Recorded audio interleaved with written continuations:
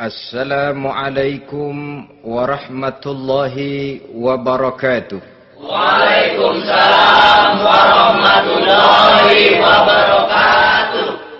Bismillahirrahmanirrahim. Alhamdulillahi rabbil alamin. Wassalatu wassalamu ala ashrafil anbiya'i wal mursalin. Sayyidina wa maulana Muhammadin wa ala alihi wa ashabihil mujahidin at-tahirin. Amma ba'du, subhanaka la ilma lana illa ma 'allamtana innaka antal alimul hakim. La haula wa la quwwata illa billahil aliyyil azim. Saudara-saudara kaum muslimin, terutama adik-adik para remaja dan pemuda yang saya cintai. Apabila seseorang akan membangun rumah, tentu saja dia akan mengadakan beberapa pilihan. Sejak dari memilih lokasi di mana rumah itu akan didirikan, sampai kepada menentukan bahan-bahan kualitas yang akan dipakainya, sampai kemudian kepada wujud dan bentuk rumah yang akan ditinggalinya.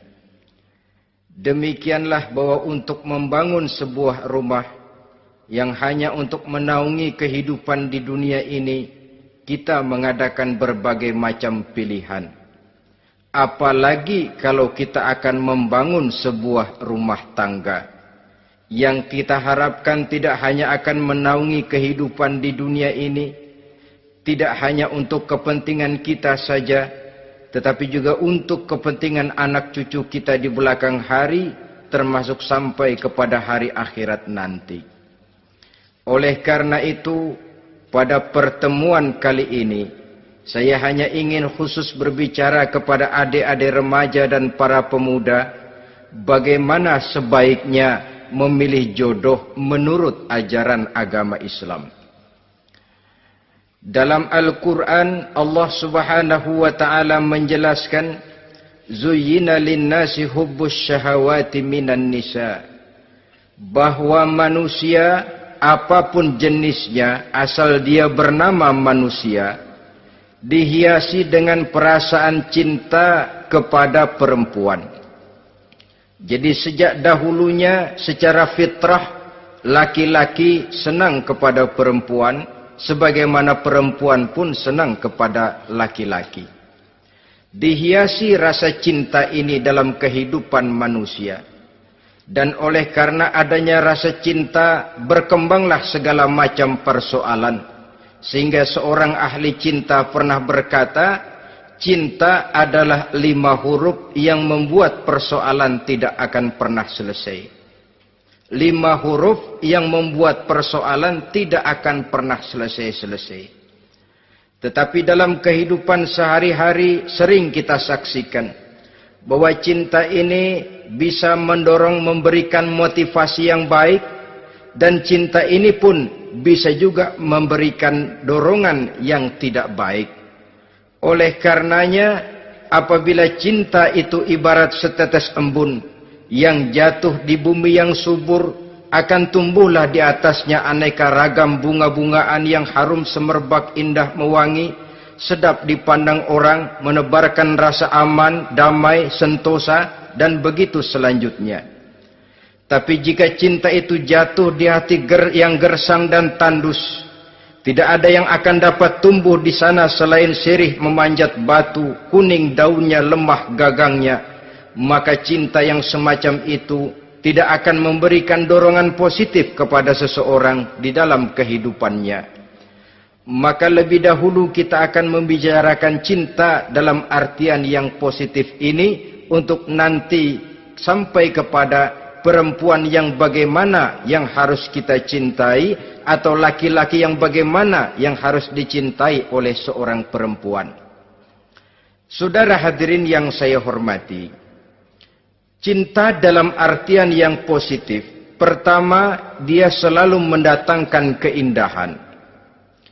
Yang kedua, cinta itu memberikan energi atau semangat untuk berjuang. Dan yang ketiga, cinta itu selalu membawa resiko dalam bentuk pengorbanan. Maka cinta yang positif pertama melahirkan keindahan. Disinilah orang memerlukan filter atau saringan. Sebab keindahan yang didasarkan karena cinta itu merupakan satu keindahan yang relatif saja. Boleh jadi karena indah orang jadi cinta, boleh juga jadi karena cinta segala sesuatu terasa jadi indah. Namun bagaimanapun juga, kalau hati sudah diliputi oleh rasa cinta, segalanya akan terasa menjadi indah. Cinta itu adalah keindahan. Yang kedua, cinta itu energi, melahirkan dorongan dan semangat. Yang lemah bisa menjadi kuat, yang takut bisa menjadi berani, yang jauh jadi terasa dekat. Itu semua karena dorongan cinta. Dan dari energi ini lahirlah yang ketiga, bahwa cinta adalah pengorbanan. Sehingga orang berkata, berani bercinta artinya harus berani berkorban. Takut berkorban, jangan bercinta. Kalau cinta ini kita salurkan kepada nilai-nilai agama umpamanya, yang pertama, cinta mendatangkan keindahan. Kita cinta kepada agama, maka apapun yang diperintahkan oleh agama akan terasa menjadi indah. Solat akan terasa menjadi indah. Puasa terasa menjadi indah. Zakat terasa menjadi indah. Jihad pun akan terasa menjadi indah.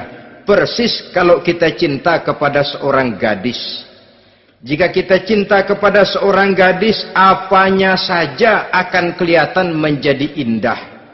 Jalannya terasa indah, lenggang-lenggoknya terasa indah, suaranya merdu padahal cemprengnya bukan main.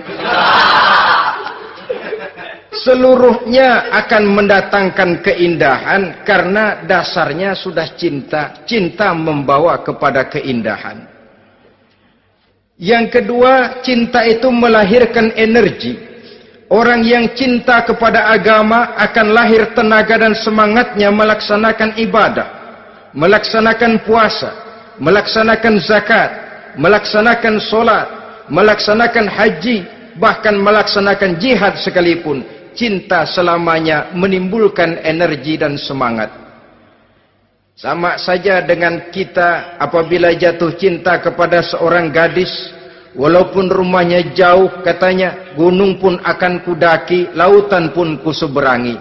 Untuk apa itu? Untuk menemui apa yang kita cintai. Cinta selamanya melahirkan energi. Capek tidak terasa, lelah tidak terasa, semuanya tertutup oleh keindahan yang bernama cinta. Lalu yang ketiga, cinta membawa pengorbanan.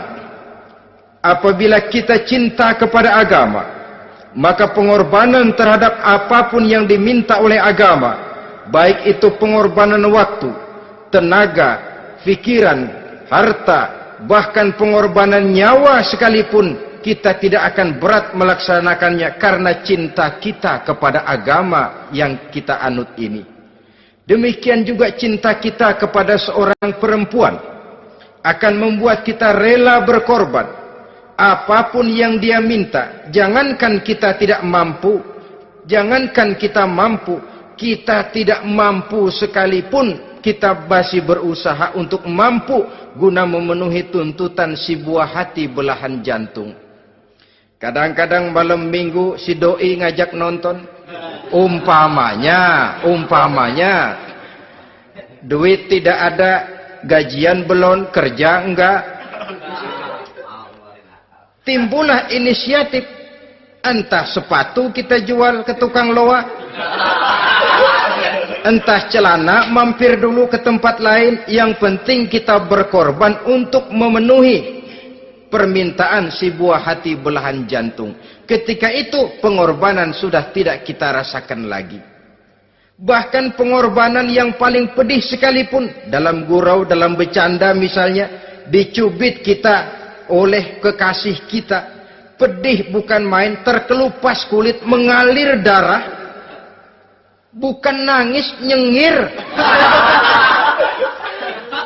malah kadang-kadang minta tambah dicubit lagi.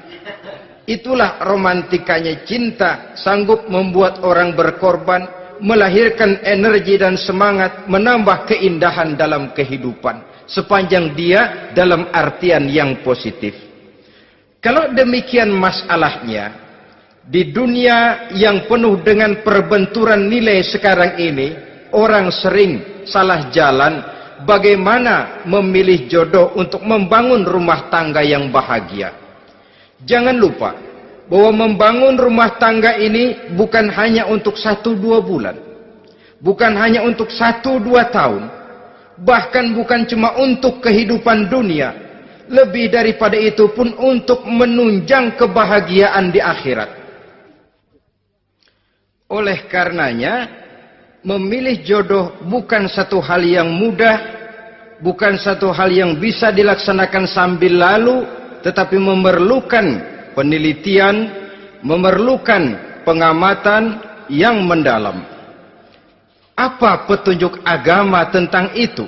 Dengan kata lain, bagaimana seharusnya seseorang memilih jodoh dalam kehidupannya? Ini tentu saja sumbangan moral buat adik-adik remaja dan para pemuda yang lagi kebingungan memilih jodoh, atau barangkali buat bapak-bapak yang kepengen nambah lagi.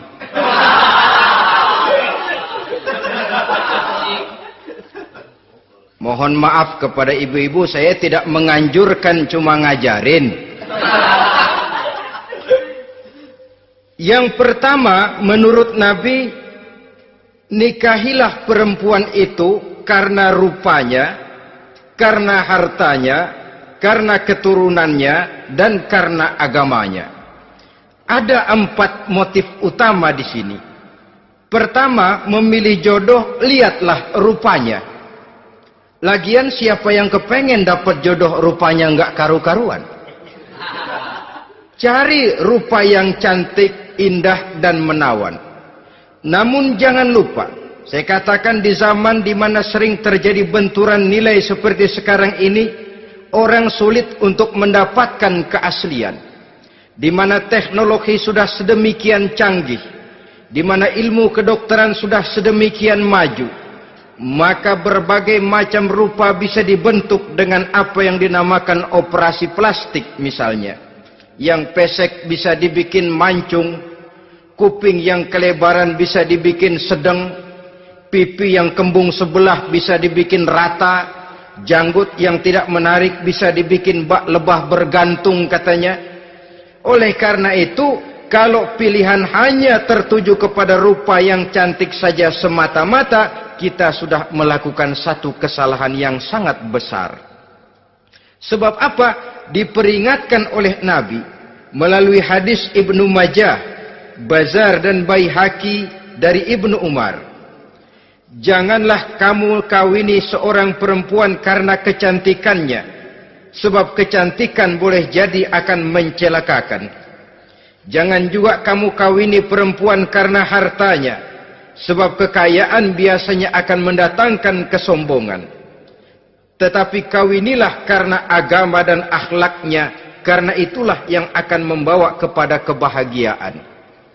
Saudara-saudara kaum muslimin, terutama adik-adik remaja dan para pemuda, dikala usia puber, apalagi mata baru terbuka, awal balik namanya, remaja sering kehilangan filter.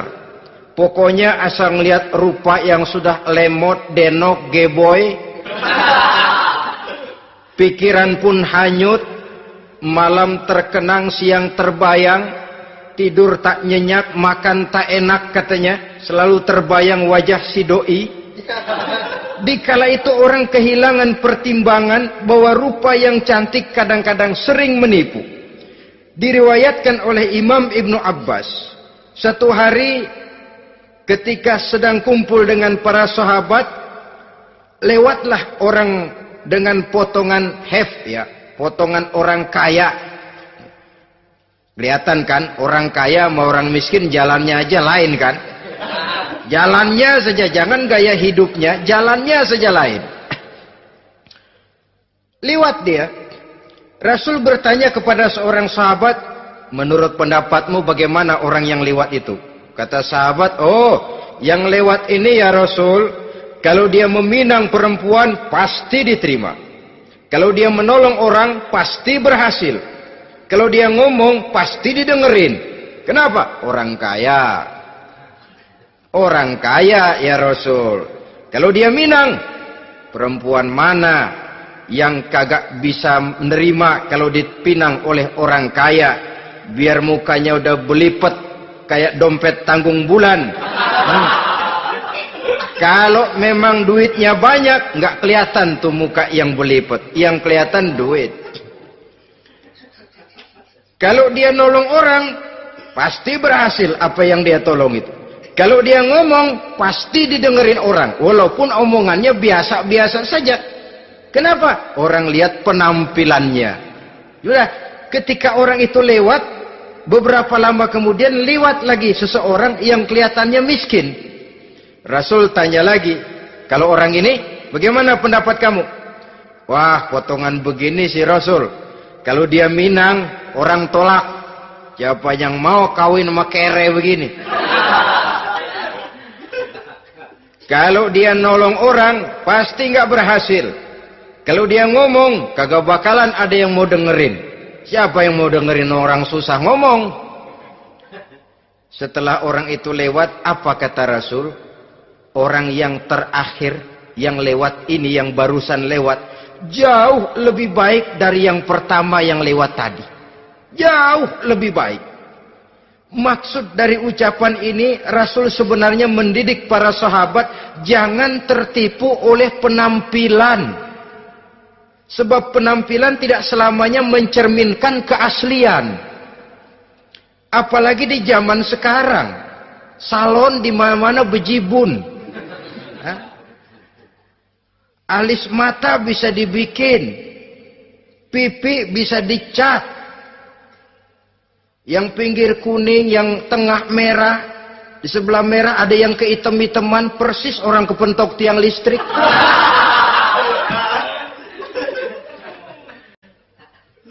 Kecantikan yang artifisial, kecantikan yang bukan alami. Karena itu silakan saja cari yang cantik, tapi jangan terpaku sampai di situ.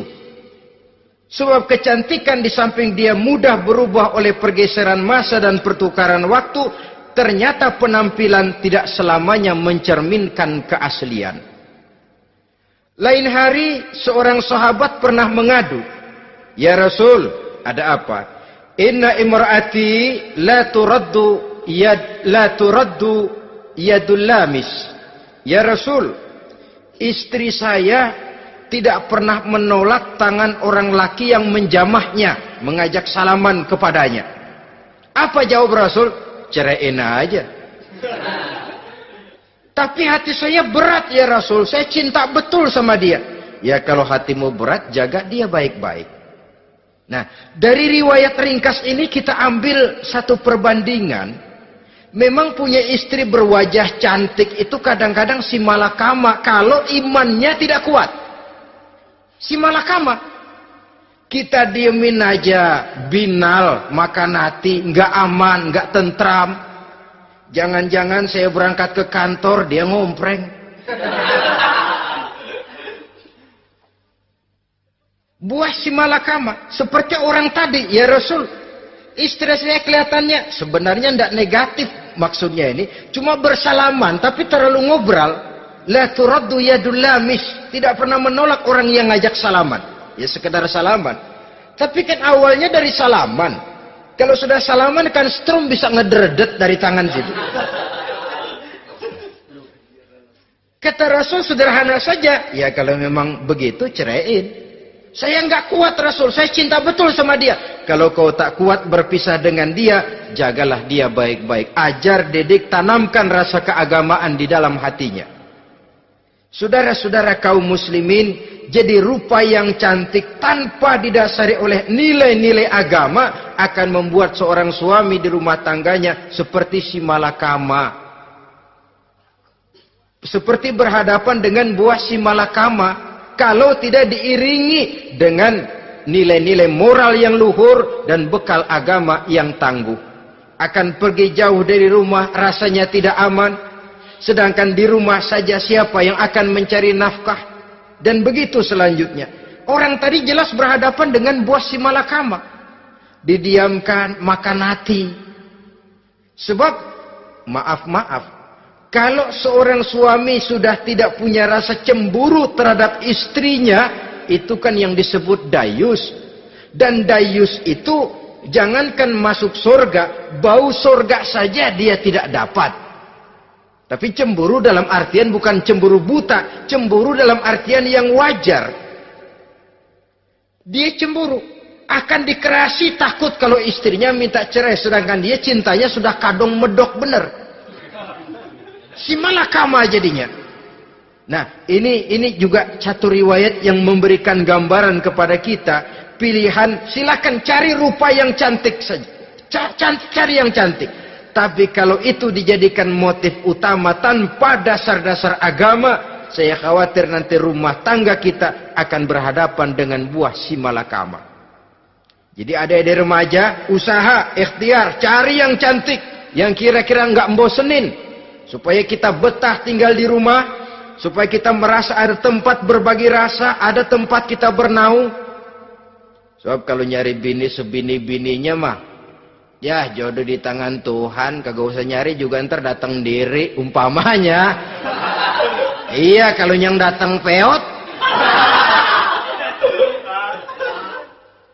Orang harus berusaha, walaupun pada akhirnya jodoh toh memang ditentukan Allah. Kan 3 hal yang kita tidak bisa menentukan itu katanya. Maut, rezeki, jodoh. Itu yang masuk mysterious problem.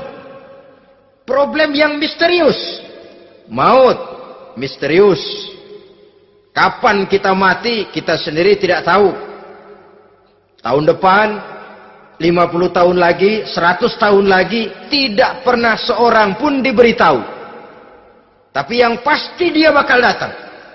Kapan dan di mananya kita tidak tahu. Bisa di rumah, bisa di masjid, ya alhamdulillah. Bisa di majelis taklim, syukur. Bisa di medan perang membela agama, bagus. Pasti dia akan datang. Maut, mysterious problem. Sesuatu yang kita tidak tahu kapan datangnya. Rezeki, gitu juga. Sehingga orang sering bilang, rezeki katanya kayak bayangan. Kita ubur-ubur dia lari, kita diam dia mah diam. Setengah mati kita ubur-ubur. Emang ukuran segitu, segitu aja. Begitu kita nggak ngapa-ngapain, datang yang bawain rezeki. Namanya rezeki itu mysterious problem. Kadang-kadang ngobek, sungsang, sembol, udah segala tanah orang kita ukur-ukurin. Udah segala ngomong sudah nggak ada yang loh, tuh sudah buta. Tapi memang bayangan, kalau belum rezeki ya belum. Kadang-kadang nyari kode sampai tidur di kuburan. Belepotan tanah kuburan loh. Yang aneh lagi kadang-kadang orang gila ditanyain. Allahu Akbar, ini kode-kode zaman sekarang ini. Sampai orang waras nanyain orang gila itu gimana itu? Ini sudah efek yang betul-betul negatif. Sudah jelas orang gila kok ditanya. Apa kira-kira yang nanya nggak lebih gila dari yang gila itu?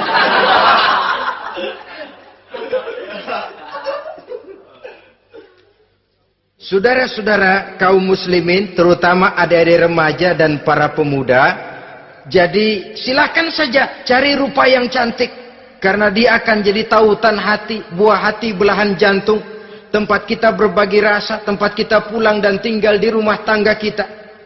Tapi hendaknya kecantikan rupa itu diiringi juga dengan kecantikan budi.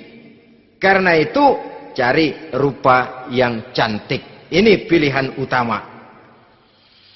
Yang kedua, kata Nabi, harta, cari yang kaya. Tetapi jangan lupa, jangan dijadikan pilihan utama. Karena kekayaan sering mendatangkan kesombongan. Apalagi kalau seorang pemuda mendapat istri orang kaya. hidupnya dimodali oleh istrinya, maka biasanya wibawanya sebagai seorang suami akan hilang.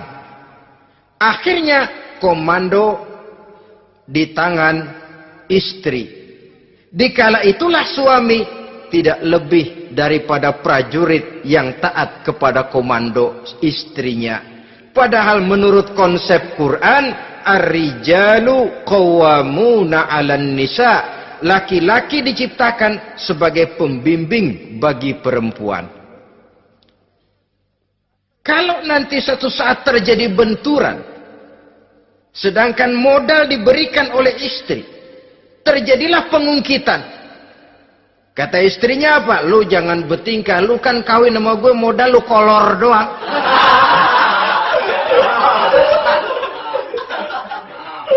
Kalau sekarang bertingkah, silakan keluar rumah. Bawa seperti engkau datang dulu. Jangan bawa apa-apa. Pergilah seperti engkau datang dulu kemari. Hilanglah wibawa seorang suami. Suami kalau udah digentak sama istri begitu, ngelempuruk kayak ayam sampar. Di mana lagi letak wibawanya? Harta sering mendatangkan kesombongan. Oleh karena itu, walaupun diperintahkan cari yang keturunan orang kaya, tapi maksudnya jangan dompleng. Sebab kepribadian seorang suami akan ditentukan oleh sifatnya sendiri. Keberadaannya ditentukan oleh karya dan perbuatannya sendiri. Itulah yang akan menampilkan kepribadian dia dalam kehidupan di masyarakat ini. Saudara-saudara kaum muslimin, terutama adik-adik remaja dan para pemuda, kan kadang-kadang di zaman sekarang kan kelas-kelas gigolo, playboy ya, nyari tante-tante kesepian, mejeng-mejeng di pinggir-pinggir jalan dengan harapan apa? Ya barterlah, tukar tambah. Nah, supaya dapat rokok, dibelikan pakaian, motor dan sebagainya. Tapi yang jelas hilang harga diri sebagai laki-laki, dan itu yang paling mahal. Kalau seorang laki-laki sudah kehilangan harga diri, apalagi yang bisa dibanggakan dalam kehidupan ini? Apa artinya naik mobil kalau kepala tertunduk ke bawah? Apa artinya jalan di tengah masyarakat kalau kita tidak bisa menengadah dengan satu kebanggaan? Hilangnya harga diri merupakan kehancuran awal dari sebuah pribadi yang untuk jangka panjang kita tidak akan bisa lagi berbuat banyak.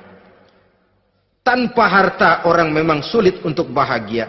Tapi harta semata-mata bukan merupakan jaminan bahwa orang lantas akan bahagia. Saya barangkali harus berkata, banyak orang miskin yang kaya. Tapi tidak sedikit orang kaya yang miskin. Saya ulangi ini. Banyak orang miskin yang kaya. Tetapi tidak sedikit orang kaya yang miskin. Nah, bagaimana pengertiannya? Orang miskin yang kaya, materinya sederhana, peralatan rumah tangganya sederhana, tapi hatinya kaya. Oleh karena hatinya kaya, jiwanya lapang.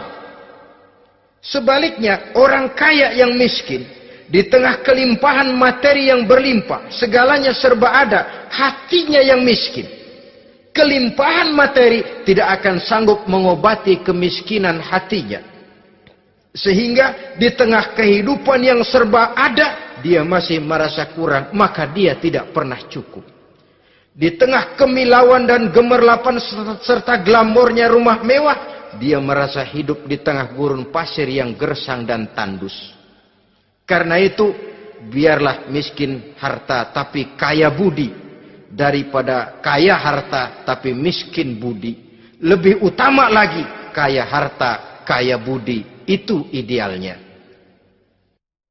Dasar pilihan ketiga sesudah rupa dan harta menurut Nabi, keluarga. Faktor keturunan sangat menentukan. Pepatah mengatakan, buah apel akan jatuh tidak terlalu jauh dari pohonnya. Biasanya kalau bapak kalong, anak kampret. Bapak nyolong, anak nyopet. Itu fotokopi. Saudara-saudara, sungguh pun demikian, faktor keluarga bukan merupakan yang paling dominan. Karena segalanya memang bergantung kepada hidayah dari Allah Subhanahu wa ta'ala. Kalau hidayah datang, bisa saja anak maling bisa jadi kiai. Kalau hidayah datang, bisa saja anak nabi malah ikut bersama orang-orang kafir. Pada akhirnya orang mau besar atau tidak, bukan dengan jalan menyempeng kepada keturunan orang lain, tapi ditentukan oleh kepribadian dirinya sendiri. Tidak bisa kita menjadi besar dengan menyebut kebesaran orang lain. Itu sebabnya dicontohkan oleh Imam Ali pada saat beliau berkata, "Laisal fata may yaqulu kana abi, walakinnal fata may yaquluha anadha." Anak muda yang gentleman adalah anak muda yang berani berkata, "Inilah saya." Bukan anak muda yang membanggakan leluhurnya. Ini kan zaman sekarang ini lagi ngetop-ngetopnya lagu-lagu cengeng katanya dah. Sebenarnya menurut saya bukan cuma lagu cengeng yang jadi masalah. Lagu cengeng cuma satu efek dari sikap yang lebih utama dari itu, yaitu mental cengeng.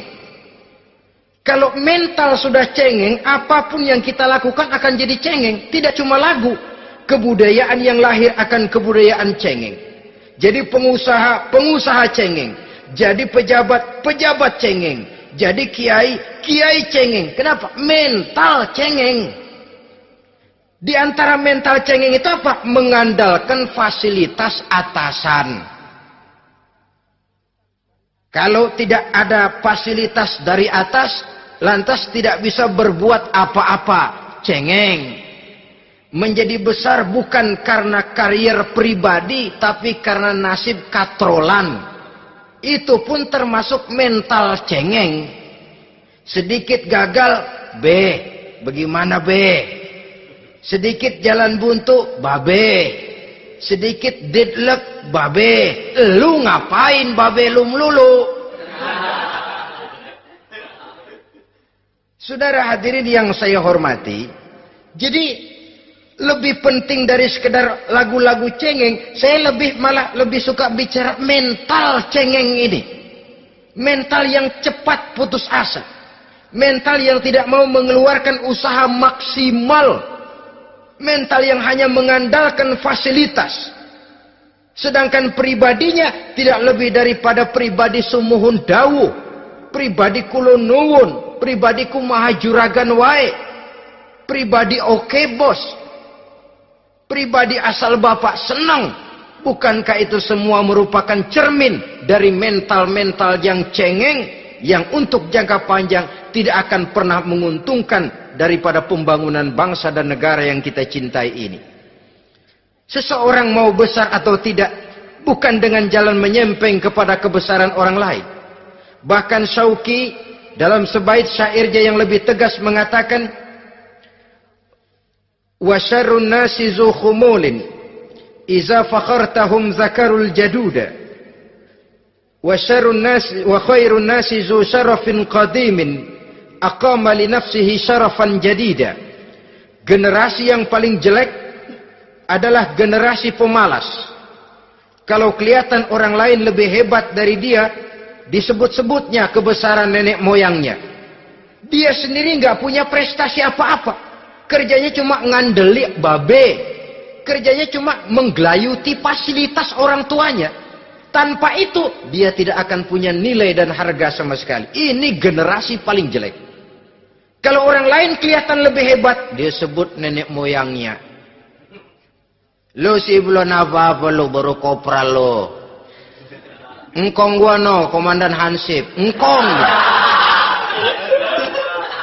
Engkongnya yang disebutin. Dia sendiri tidak punya prestasi apa-apa. Jadi silahkan saja cari gadis dari keturunan keluarga yang baik-baik. Tapi jangan jadikan tendensi utama, jangan dengan niat untuk menyempeng kepada kebesarannya. Tapi paling tidak dengan niat agar mudah-mudahan dari benih yang baik ini akan lahir keturunan-keturunan yang baik pada akhirnya nanti. Itu yang kita harapkan. Bukan lalu dengan pertimbangan, weh, mertua gue bos nih, kali aja begitu gue kawin aja mampus. Ini semua warisan kan jatuh kemari semua. Kalau itu niatnya sudah jelas salah. Kita mencari perempuan dengan keturunan-keturunan yang baik dengan berharap agar anak-anak kita nanti yang akan merupakan benih cucunya akan melahirkan kebaikan-kebaikan seperti leluhurnya dulu. Saudara, pilihan yang keempat kata Nabi, agama. Ini yang paling inti. Kenapa? Agama itu motivasinya moral. Di sini segalanya ditentukan. Rupa yang baik, harta yang banyak, keluarga yang luhur. Kalau sudah dilandasi oleh agama yang rapuh, bahkan tidak beragama sama sekali, ketiga hal di atas tadi hanya akan mendatangkan malapetaka. Sekarang kan kita tertipu oleh penampilan. Padahal penampilan belum tentu kenyataan. Di jalan-jalan kita akan lebih terpesona melihat gadis pakai miniskirt di atas lutut ketimbang kita melihat gadis-gadis yang pakai jilbab. Kalau sudah pakai jilbab keliwat, yang usil banyak banget, bau sorga nih. Bau sorga katanya. Tapi kalau sudah yang pakai miniskirt itu yang lewat, itu dari ujung ke ujung mata kagak mau kedip. Laler nemplok di mata kagak dirasain. Kita terpesona oleh penampilan zahir, padahal penampilan belum tentu memantulkan hal yang sebenarnya. Tapi memang itulah watak manusia. Watak manusia, saya katakan manusia tanpa kecuali. Tetapi bergantung kepada pemikiran jangka pendek atau jangka panjang. Kalau jangka panjang yang kita pikirkan, ya tentu kita tidak akan mudah terpesona oleh hal yang zahir. Sampai-sampai Quran sendiri mengatakan budak yang hitam legam tapi beriman itu lebih baik daripada orang-orang musyrik walaupun cantik, denok, lemot, geboy. Ada lagi nggak bahasa yang lebih dari itu? Cantik, denok, lemot, geboy, bahenol, nerkom, tapi kafir masih lebih baik budak yang hitam legam sekalipun. Kalau dia beriman. Kenapa? Rumah tangga untuk jangka panjang. So itu Islam tidak membolehkan kawin campuran dengan lain agama. Walaupun ada ayat yang mengatakan boleh kawin dengan ahlul kitab, tapi sebagian mufassir menjelaskan bolehnya kawin dengan ahlul kitab itu dalam kondisi darurat. Dalam kondisi normal tidak bisa. Kenapa? Kalau sudah berlainan agama, akan terjadi kerancuan rumah tangga untuk jangka panjang. Bagaimana membina dalam keharmonisan di rumah tangga? Bagaimana nasib anak-anak nanti? Kadang-kadang ada keluarga, kami sih keluarga modern. Anak-anak kami berikan kebebasan untuk milih agama apa saja. Bapaknya Islam, istrinya Kristen, anaknya ada yang Hindu, Buddha. Bagus nih, keluarga pecel namanya. Bagaimana keluarga modern bisa seperti itu? Padahal seorang suami bertanggung jawab di hadapan Allah. Dia akan ditanya tentang istrinya. Dia akan dimintakan pertanggungan jawab tentang anak-anaknya. Kalau istri kita berlainan agama, mungkin terjadi pengkaplingan. Pokoknya kalau anak perempuan ikut ibu, anak laki ikut bapak. Administrasi dunia bisa begitu. Tapi akhirat, pertanggungan jawab di hadapan Allah. Bisakah kita? Sorry aja Tuhan emang janjinya begini. Saudara hadirin yang saya hormati, oleh karena itu budak legam hitam kalau beriman masih lebih baik daripada orang-orang yang tidak beriman walaupun cantik dan mempesona. Kenapa? Ini faktor agama. Ya buat 1-2 bulan bisa terwujud rumah tangga yang tentram. 2-3 tahun mungkin masih bisa bertahan, tapi sampai kapan? Sampai kapan itu akan terwujud? Pada akhirnya akan muncullah dilema yang akan sulit buat diatasi. Oleh karenanya motif agama dijadikan stres oleh Nabi, fasfar bizatiddin taribat yadak. Pilih agama sebagai titik sentral, sebagai pilihan utama. Kalau agamanya kuat, walaupun rupanya sederhana, tapi karena nilai agamanya kuat, dia bisa menyenangkan hati suaminya. Dia bersolek untuk kepentingan suaminya. Dia taat kepada suaminya. Harta, dia anak orang kaya untuk membantu perjuangan suaminya. Tapi kalau tidak ada modal agama, rupa yang cantik bisa menyengsarakan suami. Apalagi kalau suami kere. Istrinya sudah cantik, kaya ataupun tidak kaya kadang-kadang. Udah, suaminya suruh ngempuk di rumah, bininya yang kerja. Ya kalau kerja mendingan kalau dikerjain itu.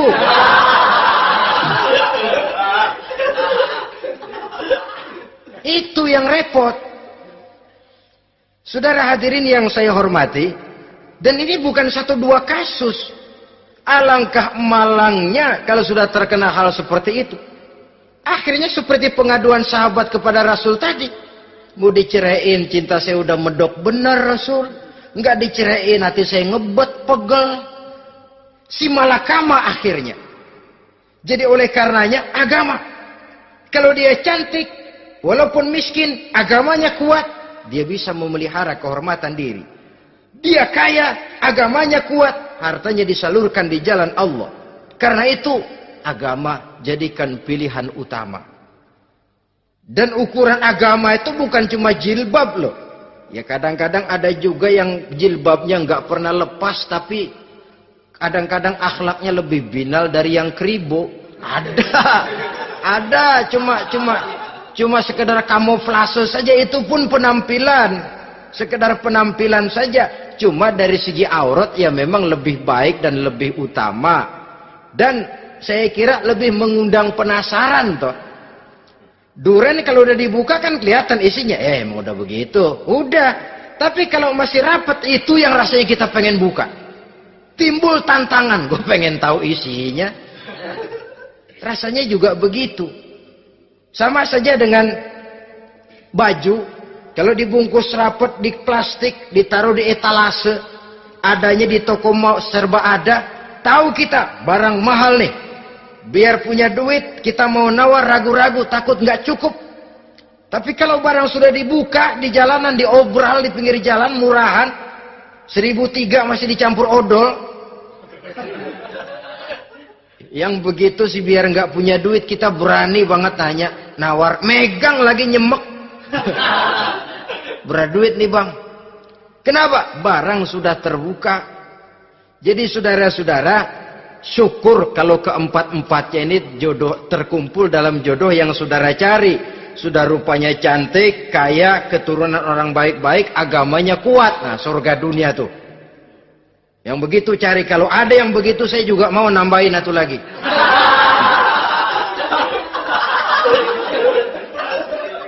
Tapi yang kumpul keempat-empatnya ini terus terang saja langka. Makhluk langka ini. Kadang-kadang cantik, kaya, keluarganya hebat, agamanya nol, akhlaknya kayak setan. Tapi yang paling celaka kalau empat-empatnya kagak ada.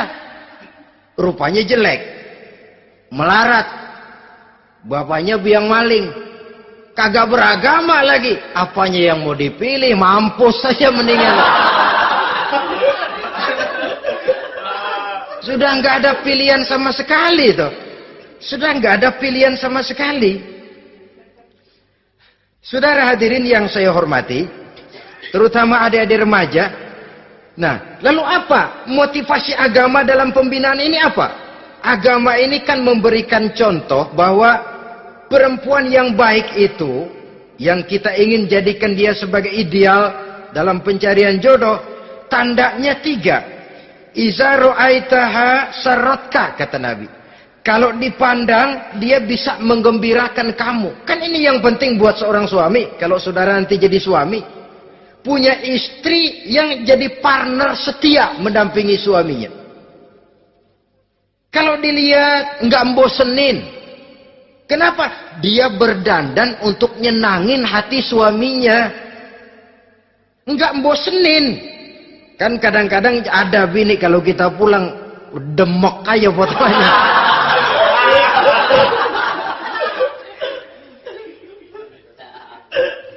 Ini yang bikin suami nggak betah di rumah ini kan yang begini.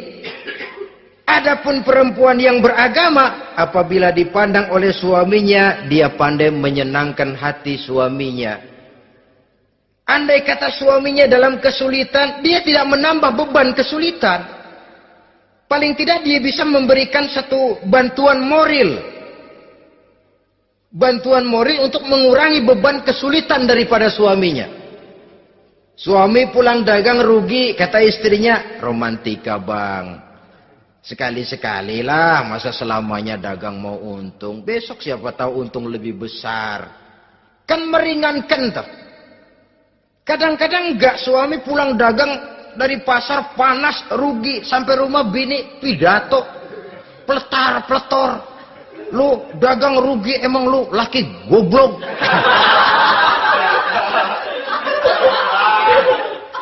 Sudahlah di pasar rugi, di rumah digoblok-goblokin. Ini nanti kena penyakit broken home yang begini ini. Padahal kesuksesan di kantor, kesuksesan di pasar, kesuksesan di medan tugas selalu dimulai dari kesuksesan dan ketenangan dari rumah tangga. Dia berhias untuk kepentingan suaminya, tidak terlalu berlebihan, dan suaminya pun pandai menghargai istrinya dengan kata-kata yang menimbulkan gairah dan semangat. Oleh istrinya bersorak, kamu makin cantik saja. Jangan juga kadang-kadang suami ketus.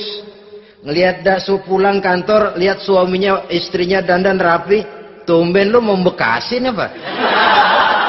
Mau bekasin katanya.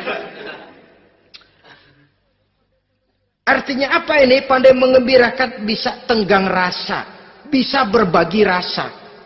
Sehingga suami merasa ada tempat dia bertukar pikiran. Ada tempat dia membicarakan persoalan. Dialog dalam kehidupan berumah tangga itu sangat diperlukan. Iza ra'aitaha sarratka, kalau dipandang dia sanggup mengembirakan kamu. Dikasih uang 500 senyum, 5.000 pun ketawa. Menggembirakan. Dia bisa taruh kata hatinya kesel, tapi mulutnya senyum. Nah ini yang sulit ini. Senyum tapi kesel, kesel tapi senyum. Kadang-kadang istri itu kan kalau sudah kesel, suami pulang nggak bisa dia menyembunyikan kekesalannya.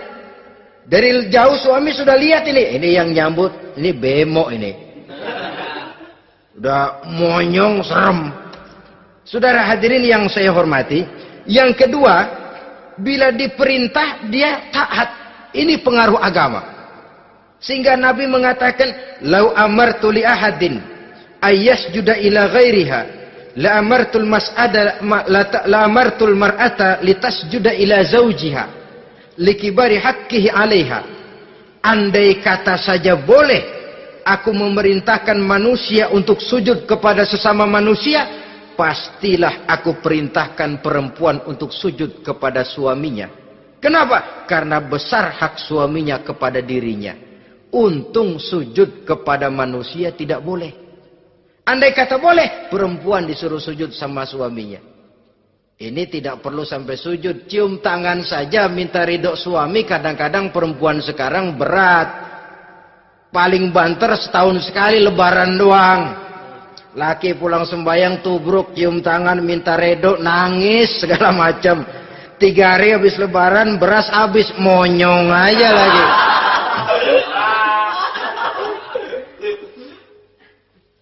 Saudara hadirin yang saya hormati, yang ketiga, akibat pengaruh agama, dia sanggup memelihara kehormatan diri dan sanggup menjaga harta suaminya. Memelihara kehormatan diri baik pada saat suaminya di rumah atau pada saat suaminya tidak ada di rumah. Satu riwayat, seorang sahabat akan pergi perang jihad di fi sabilillah. Ketika mau berangkat dia bilang kepada istrinya, saya mau berangkat perang. Kalau saya belum pulang kamu jangan keluar rumah. Baik bang. Pergi istrinya. Pergi suaminya jihad. 1 minggu, 2 minggu berlalu belum juga pulang. Satu hari datang utusan dari rumah orang tua si istri ini. Assalamualaikum bu. Waalaikumsalam. Ada apa? Ada berita kurang enak bu. Orang tua ibu sakit parah. Mohon tolong ditengokin. Apa kata si istri? Maaf saja, suami saya belum pulang dari medan perang. Saya belum dapat izin keluar rumah kalau dia belum pulang. Tolong sampaikan maaf saya kepada orang tuanya. Pulanglah utusan tadi. Besok balik lagi. Bu, ada apa? Udah Senin Kemis. Napasnya sudah sampai tenggorokan. Tolong tengokin buat terakhir kalinya bu. Suami saya belum pulang. Dia pesan kalau dia belum pulang saya jangan keluar rumah. Saya nggak bisa tengokin orang tua saya. Salam maaf saja. Pulang utusan itu. Besok balik lagi. Bagaimana? Sudah meninggal bu. Mau dikubur. Tengokinlah buat terakhir kalinya. Suami saya belum pulang. Saya belum berani keluar rumah kalau suami saya belum pulang. Itu janji saya sama suami saya. Pulanglah utusan ini ngadu kepada Rasulullah sallallahu alaihi wasallam. Ya Rasul, ini perempuan kelewatan benar. Dari orang tuanya sakit sampai sekarat, sampai mati, sampai dikuburin dia nggak nengokin. Memangnya kenapa? Suaminya katanya pergi jihad. Dan suaminya tidak mengizinkan dia keluar rumah. Kalau si suami belum pulang. Apa jawab Rasul? Marahkah beliau? Tidak, beliau senyum. Apa katanya? Dosa orang tua yang meninggal ini telah diampuni oleh Allah karena dia punya anak perempuan yang begitu taat kepada suaminya. Allahu Akbar. Dosa orang tua yang sudah meninggal itu diampuni oleh Allah karena dia punya anak perempuan yang begitu taat kepada suaminya. Ketaatannya kepada suaminya menyebabkan dosa orang tuanya diampuni oleh Allah Subhanahu wa taala. Suami pergi jihad, orang tua sakit keras, tidak berani dia keluar rumah. Itu tandanya bisa menjaga kehormatan diri. Kalaupun satu saat suaminya manggil, bu, tolong ambilin uang di dompet. Dompetnya dibawa, bang, ambil saja sendirilah, nanti salah ambil lagi saya. Kadang-kadang enggak, suaminya pergi mandi, dompet berantakan. Saudara hadirin yang saya hormati, ini motivasi agama. Jadi kecantikan zahir yang diimbangi dengan kecantikan batin oleh karena pengaruh agama tadi. Kalau sudah kemari, orang tidak perlu mikir-mikir operasi plastik, bikin yang pesek jadi mancung supaya orang tertarik. Bikin belakang yang kurus jadi menarik. Tidak. Orang tidak perlu lagi pakai susuk-susukan. Dipasang di bibir supaya kalau senyum orang gempor. Supaya kalau ngomong orang percaya. Dipakai di kuping supaya macam-macam. Tidak perlu lagi. Pakai jompa-jampe, pelet-peletan. Supaya kalau diludahin orang ngikut. Nggak perlu lagi. Kenapa? Cinta itu nature. Sesuatu yang alamiah, yang tidak bisa dipaksakan. Dia kudrati, karunia dari Allah. Tidak bisa cinta dipaksakan. Kalaupun bisa, dengan ilmu pelet, oh saudara bisa membuat orang jatuh cinta. Ya 2-3 hari, 4-50 hari. Kesananya, apa yang akan terjadi? Kelanggengan tidak akan pernah terwujudkan. Kenapa? Keterpaksaan yang akan timbul. Dalam kondisi semacam itu, rumah tangga tidak akan mengalami ketenangan dan ketentraman. Jadi biarkan cinta berjalan secara alamiah, karena dia memang alamiah. Saudara-saudara, nah sekarang kalau sudah ketemu nih, yang 4 tadi, rupa cantik, keturunan boleh, kaya lumayan, agama kuat. Apa yang harus kita cari? Apa yang harus kita lakukan? Apa pakai pepatah anak sekarang? Aku lihat, aku pikat, aku dapat, aku sikat, aku minggat. Bangsat.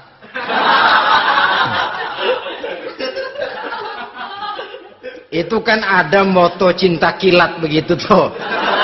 Cinta kilat katanya. Aku lihat, aku pikat, aku dapat, aku sikat, aku minggat. Bangsat. Atau kita harus hanyut dalam arus free love, free sex, samenleven, eksperimen dulu?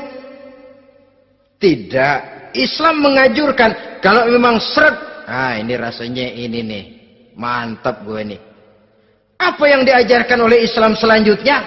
Meminang, saudara-saudara. Meminang adalah langkah awal untuk mengikat tali pernikahan. Diizinkan meminang, dan di dalam meminang pun diizinkan untuk melihat.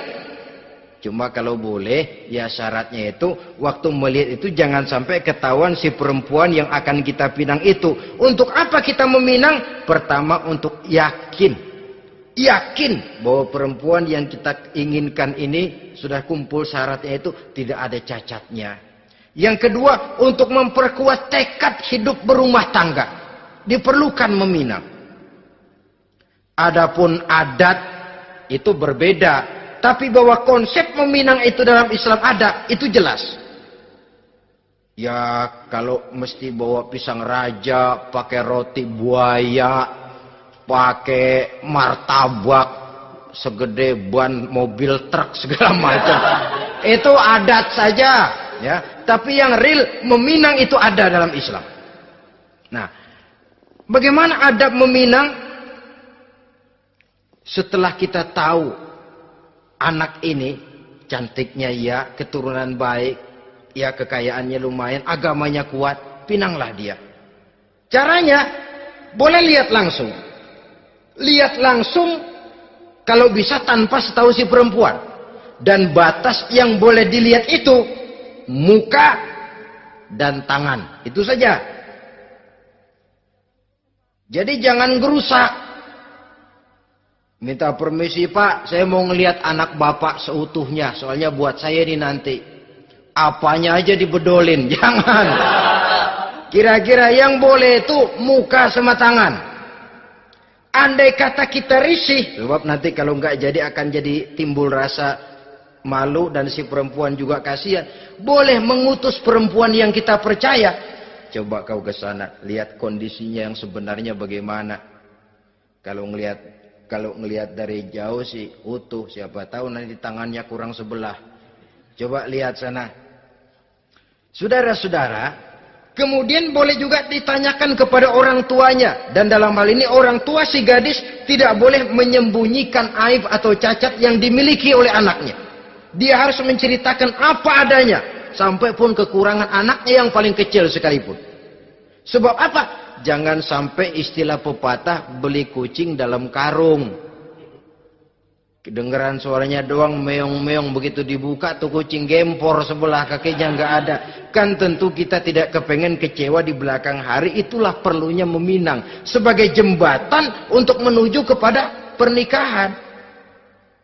Nah, dengan demikian kalau sudah usaha meminang ini dilaksanakan, jangan merasa sudah setengah resmi. Ini yang kadang-kadang jadi penyakit. Malah sesudah meminang harus masing-masing lebih menjaga diri, menjaga kehormatan, menjaga pergaulan. Kenapa? Agar saat memasuki jenjang pernikahan nanti merupakan jenjang yang sangat ditunggu-tunggu. Ada rasa keinginan tahu. Kalau tidak, ya udah biasa, nggak giroh lagi ngadepin perkawinan. Kenapa? Kemarin-kemarin gue udah cobain. Hilang gairah lagi. Sebab itu kalau sudah meminang, jangan merasa sudah setengah halal. Ah, udah minang ini ah. Kadang-kadang orang tua juga konyol. Sudah dipinang, diumbar. Lu mau kemana keda lu udah pinang? Padahal meminang itu cuma langkah awal. Sedangkan selanjutnya harus lebih berusaha menjaga kehormatan diri. Sampai pada saat nanti pelaksanaan pernikahan. Nah, saudara-saudara, terutama adik-adik remaja dan para pemuda, walaupun agak sekilas memang karena terbatasnya waktu pada pertemuan ini, mudah-mudahan bisa memberikan gambaran yang sepintas tentang bagaimana sebaiknya kita memilih jodoh di dalam membina rumah tangga yang bahagia. Semoga ada manfaatnya. Terima kasih atas segala perhatian. Mohon maaf atas segala kekurangan. Usikum wa nafsi bitaqwallah. Wassalamualaikum warahmatullahi wabarakatuh.